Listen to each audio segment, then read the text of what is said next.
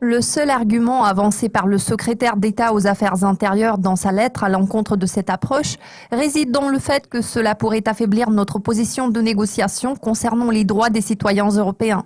Cependant, quelle que soit la façon dont vous présentez cet argument, quelle que soit votre façon d'y réfléchir, en réalité, les droits des citoyens européens ne servent que d'éléments de marchandage dans les négociations. Oui. Bien que Theresa May soit persuadée que le 13-14 mars, la Chambre des communes votera pour rejeter l'amendement, je pense qu'il n'y a aucune raison pour que le vote soit négatif. Stan Bokov, cofondateur de TradingView.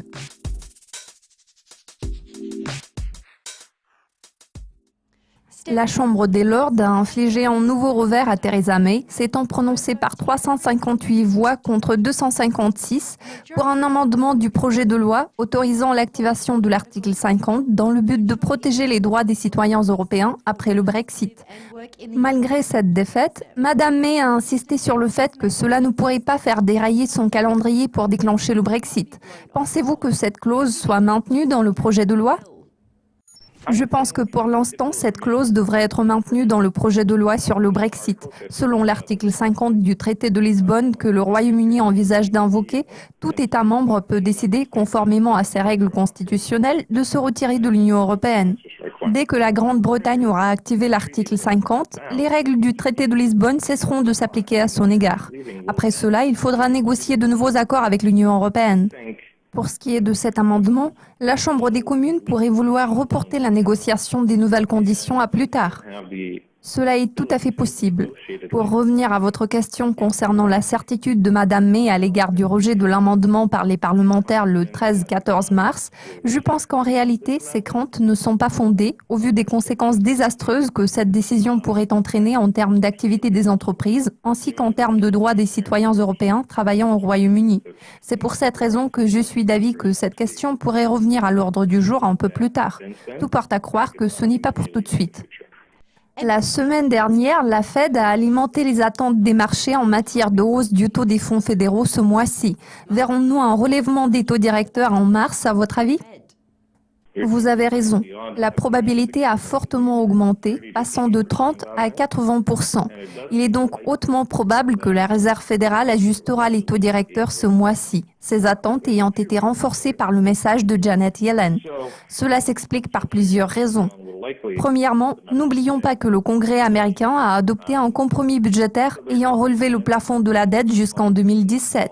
Ainsi, le temps est venu pour le Congrès de revenir au problème de défaut de paiement et de trouver une nouvelle solution pour sortir de cette impasse traditionnelle. Le gouvernement fédéral se retrouvera à nouveau en défaut de paiement d'ici l'automne 2017. C'est à ce moment-là que la crise budgétaire pourrait s'aggraver de manière considérable. Deuxièmement, la Fed est préoccupée par la possibilité de prendre du retard en termes de politique monétaire, compte tenu du plein emploi et de la dynamique de l'inflation. Il est important pour la Fed d'intervenir en temps voulu. Dans de telles circonstances, après que la Fed aura relevé les taux d'intérêt, le marché commencera à se préparer à de nouvelles hausses.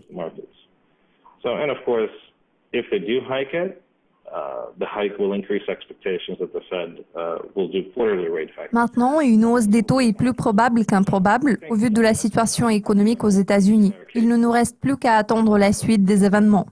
Alors Stan, ma toute dernière question est la suivante. Marine Le Pen a perdu son immunité parlementaire en raison d'une enquête sur la diffusion par Le Pen d'images d'exactions du groupe État islamique sur Twitter. Cela affectera-t-il ses chances d'être élue présidente de la République française ? Votre question me paraît très intéressante. À vrai dire, Marine Le Pen elle-même est une personne très intéressante. Contre toute attente, cette situation joue en sa faveur car ses chances de remporter l'élection ont augmenté. Le peuple français a vécu une longue histoire de succès et de détermination. Il semblerait qu'à l'heure actuelle, le peuple ait besoin d'un puissant leader d'opinion qui puisse aider la France à trouver sa place dans le monde d'aujourd'hui, et ce, après les déclarations audacieuses de Donald Trump. Plus Marine Le Pen est critiquée, plus sa cote de popularité augmente, car cela contribue à renforcer son image politique. Elle semble défier le monde entier. Les gens interprètent cela comme étant un signe de force. Elle a vu son immunité levée, puis elle a défié le Parlement européen en refusant de rembourser les 300 000 euros réclamés par l'institution. Le sondage d'opinion le plus récent a montré que Le Pen arriverait en tête lors du premier tour de la présidentielle. Pour résumer, la situation évolue de manière très intéressante. Merci de vos commentaires, Stan. Restez à l'affût de nos mises à jour régulières sur Dukascopy TV, car nous vous tiendrons au courant de tous les développements politiques et de tout ce qui se passe dans le monde de la finance. Merci de votre attention. À la prochaine.